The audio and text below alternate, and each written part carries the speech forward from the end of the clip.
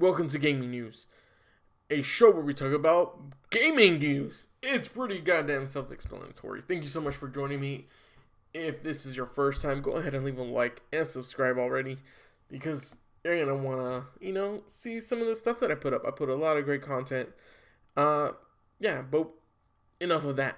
We're gonna get to this news, which is, honestly, this is annoying. If you can see this, they improperly named this for clickbait, from what I gather, because this article is actually well written and talks a lot about what Ninja Theory is trying to do, which is something that's incredible and it's going to be very helpful. However, the title will leave you to believe that it's something completely different.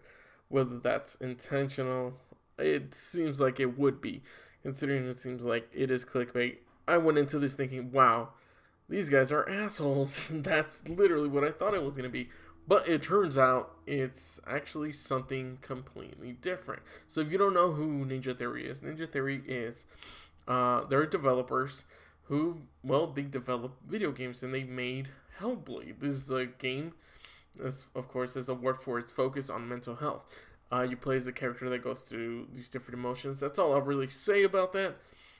If in case you want to play it, I have not played this game, but I want to play it. It is not a really expensive game if you're kind of looking for that. So you can go ahead and, it has great reviews. And I believe the actress who portrayed her was not even an actress. It's her first, basically her first role ever. And she hit it out of the park. She won an award. So that's something to kind of look forward to. But this article touches on a lot of things of, what the game or what they are trying to do with this game and with other games as well, and just explore everything.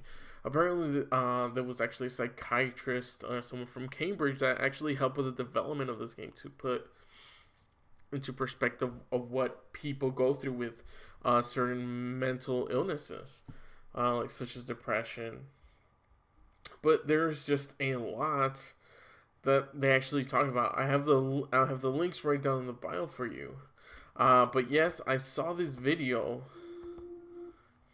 and it is honestly very incredible because, it's within the article, so you can go ahead and see it and what they're trying to do with this. But like I said, the title that they chose is definitely one of controversy, because there's a lot of people who always say, "Oh my God, video games make you do this," and that could literally damage anything and the reputation. I believe that people need to choose their words more carefully, especially when it comes to video games, because a lot of people tend to just read the headline and then be like, oh, okay, wow, look, could video games lead to a mental health reckoning? Oh, wow, that means that, video games cause this. It's like, no, okay, they're most likely not going to read through the article or even watch a short video explaining what it is. But I think they do an amazing job of just showcasing what this is about, what it's supposed to do. And I hope that this actually helps people understand others who are going through, tough times, because it's not easy. I personally have depression, have severe depression. I've had it. It comes and goes at times. It is a battle that I continue to fight, and you know what? I don't want to lose. It's not something that anybody wants to lose when you're going through these things, because if you lose, you're done. It's game over. You're not coming back. There's no other life.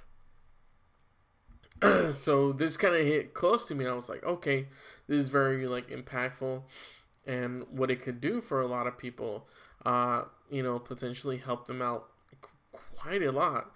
And they're working with other people from basically other countries from the UK, I believe, and they're working to develop this technology, different things in order to help other people just with mental health problems.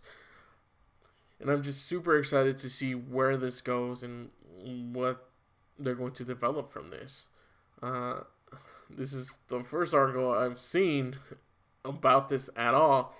and didn't hear. So I thought, you know what? I think this is something to talk about. So if you're looking for something to kind of try and understand, I guess, other people, this might be a good outlook to kind of try to play this game and see what it is, what it has to offer, and see if it lets you see what other people see.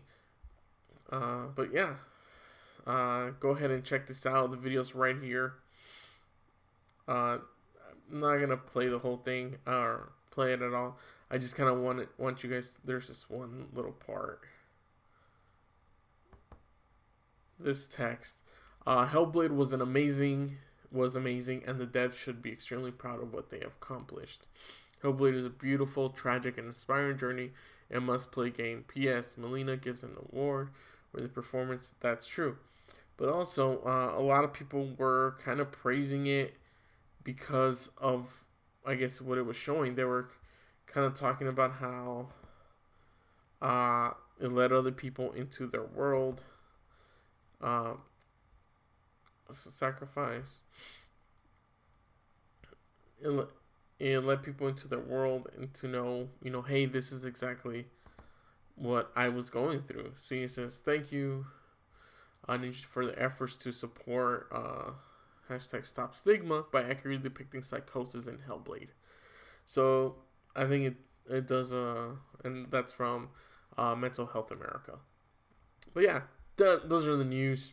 I thought that was amazing, and I thought I'd bring it up because I don't think a lot of actually gaming news that are going to be talking about this, and this is something that kind of needs to be out there. But yeah, that was, of course, the whole mental ninja theory.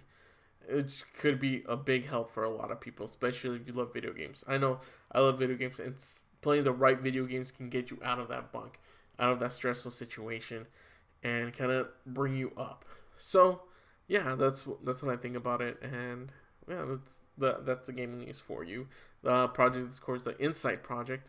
So if you want to know more, go ahead and click down in the links below, or just search the Insight Project, and it'll lead you to more links. All right, let's move on next. Next up, I know you're probably tired of it. You're like, Death Stranding. I've done a lot of Death Stranding stuff. I posted Death Stranding. I did a future games review, Death Stranding, which I'll put up there. But this is just going to be very short and sweet. Yes, there's been a lot of controversy with the game. There's stuff people really love. Some people don't like it. Some reviewers giving it high scores. Others giving it low scores. And people just going, what is this game? Should I pre-order? Should I not pre-order?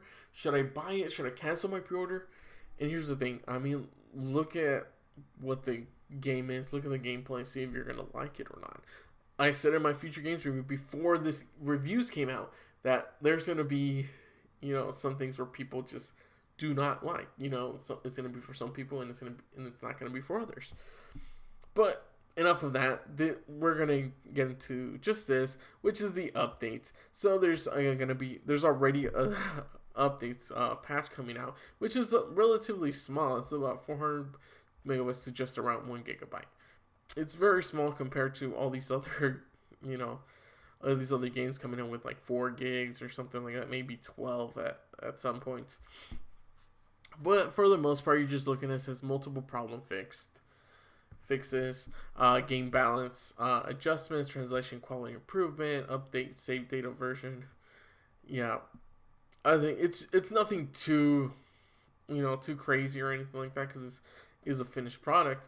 But yeah, they're just making like some tweaks here and there. But we'll see further down the line, they're going to make updates to add more into the game, or do more with the game. I hope that they do. I hope that this isn't just that's it, but that they do more with it. But yeah, that's basically just the update. And Automa's Alley, various performance improvements. Yeah, I think it's gonna be fine. If you were kind of like just worrying, I'm like, oh, what are these patches? It's perfectly fine. This is from Voxel, but yeah. But also more Death Stranding stuff. This is just one more, so stay with me until we get the juicy meat and potatoes that is BlizzCon and the just utter horribleness that occurred from them. So, Death Stranding, of course, people were trying to find out, well, how long is the game? And there's a total of 14 episodes in the game. So that's how I guess the game is split up. However, this is something that's pretty interesting. They set a 50 hours of playtime for the main story, and that's not including side missions. You'd probably be looking for a total of 60 to 70 hours, or possibly even more. I think that's wonderful. The game has so much to offer, because I really would hate that I couldn't explore this world. There's even apparently more to explore, so after you finish the game you could still explore, but apparently you will need to do multiple saves if you want to, say, replay certain missions again or something like that, apparently, as in the game doesn't allow you to kind of go back and play it. Not a lot of games do that. I'm not sure if it's a big thing, but yeah, that's something to kind of look forward to. Just watch out for. Create multiple saves if you like, if it is possible, most likely. But yeah, that's pretty much it for Death Stranding, the game length. I'm kind of looking forward to seeing just how big the world is. I already pre-ordered it and ready to play it, and then I'll probably release an actual review of it. Probably not, or maybe just do an exploration of how big the map is. But yeah, that's it for Death Stranding news. Next up is what the Gran Resistance. I don't think I mentioned it at all in the beginning. So yeah, this is BlizzCon. We're talking about this. Obviously 2 days ago, happened over the weekend. I didn't post anything, but I'm like, you know what? I need to talk about this. I've talked about this before a little bit in some other videos, I believe. And you know what? Blizzard needs to be held accountable. I don't think there's a lot of people actually talking about this. On YouTube, there are some people, but I have not seen many articles. I've seen one where they say, oh, Blizzard apologizes, which is, of course, right here from IGN. Where they just post something onto their YouTube thing where they're supposedly apologizing, but apparently that's not really what happened. I like people applauding for no reason, no apologies, no real harm, face nothing. We aspire to bring the world together under one flag and one supreme ruler, hail China. Yeah, so basically what happened is that BlizzCon happened. A lot of people went in protest. However, there were a lot of people inside as well in the auditorium. It looked pretty full. But here's the thing. A lot of those people inside, you really didn't hear any support China. There is footage, which is so awkward, of people coming up in a World of Warcraft thing and just talking about oh yeah, free Hong Kong and stuff. And it's cringy because no one else is really supporting them. There's maybe couple people, less than a couple, maybe 2 or 3 people actually supporting them. It's very disappointing to see, and yeah, I think it's something that that everyone needs to be talking about. The apology was not really sincere. He was just talking about how oh man, we should have probably just gotten ahead of this, and maybe not just done this right away, but just taking some time. It's okay, but you still did it. You're not changing anything. You're not saying, okay, you know what, we're gonna unban what's his name, Blitzchung or something. I can't remember his name. But the guy who got banned, he's you're not gonna unban him. He's still unbanned. He's still banned, along with someone else that they banned because they had a paper that said, that was supporting the Chinese people for their freedom. And the thing is, they don't care. They just want to make money. That's all they really want to do. That they're trying to make light of the whole thing, and oh yeah, it's kind of like Bethesda, oh yeah, we know our games have bugs. It's yeah, we know you guys are, we know you guys really like this stuff. We know that this is what you guys are all about. And honestly, this is just super, ridiculous. You know, this whole situation is ridiculous. The fact that there's people in there who they honestly they don't really care. They just want to play the game and that's it. There's a lot of people like that. So I don't know how much is Blizzard actually going to be affected by this. You know, you got to put where your money where your mouth is. If you want to make, take a stance against Blizzard, then do it. Actually do it, and don't purchase any Blizzard or Activision games. That's right, Blizzard and Activision are together. So, I mean, that's simple. That's all you got to do. So we'll see exactly what happens with people, if they're actually going to, keep supporting Blizzard, or if they're not. Because apparently, in this article, they talk about how they were communicating with people. There are other people who talked about this as well. Of course, you cannot kill hope. There are people protesting, things of that nature. Yeah. There was someone also dressed like as Winnie the Pooh. All these different stuff, which is actually pretty cool, pretty funny. They were also, this was, they were handing out a bunch of stuff, like I think it was fake money or something like that. But yeah, they were just saying, Blizzard equals China's bitch. That's free Hong Kong. Yeah, so there's just a lot of stuff. They turned May into basically someone for, I guess, an advocate for free Hong Kong, which of course they hate. I'm pretty sure they freaking hate. But there was just a lot of stuff going on. But who knows what we'll see? Who knows what will actually be going on? Let me just play this. And that is going to run. Okay.